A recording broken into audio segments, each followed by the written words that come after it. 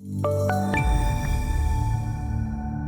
big decline for gold this week, including today. Recall last Friday we touched 1900, but ever since then it's been a big reversal lower. Today getting as low as 1831, lowest since May 14th. So a big move over the last 3 days. A lot of that can be attributed to today's Fed meeting. We're going to talk about that in a moment.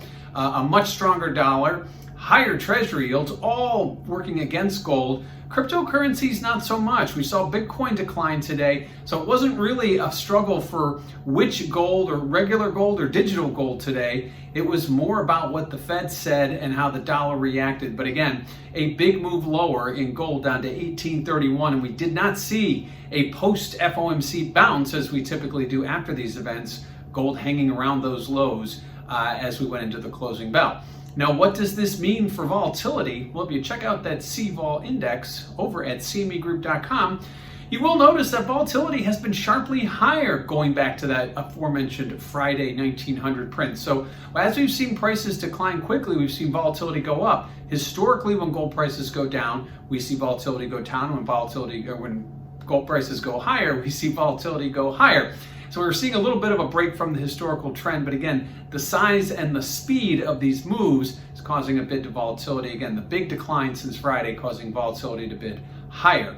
Lastly, let's talk about the news of the day, the FOMC meeting that came out. Again, we weren't expecting any kind of rate change. We weren't expecting any kind of change in asset purchases or policy, but what we got was some expectation changes. And what that means is that now looking for the possible first rate hike at the end of 2022, more likely into 2023, but certainly the Fed now expecting inflation to maybe be a little less transitory as we had first expected, but they will continue to keep policy in place for a substantial period during any kind of policy shift. But ultimately, the Fed here seeing the economy moving along, looking to maybe move up their first rate hike, and that's really what caught the ball rolling here. We saw 2-year note yields getting as high as they've been in over a year.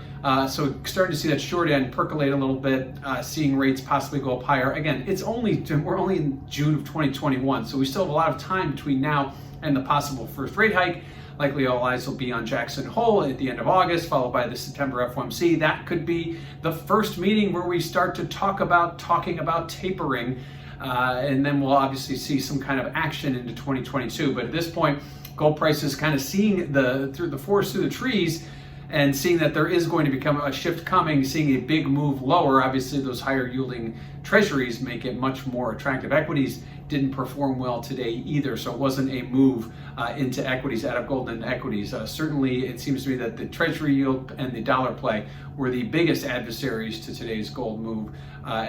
We saw gold prices move from 1900 on Friday down to 1831 today. So a big Fed meeting, not a lot of new news, but certainly some changes in expectations, pushing gold prices to their lowest since mid-May.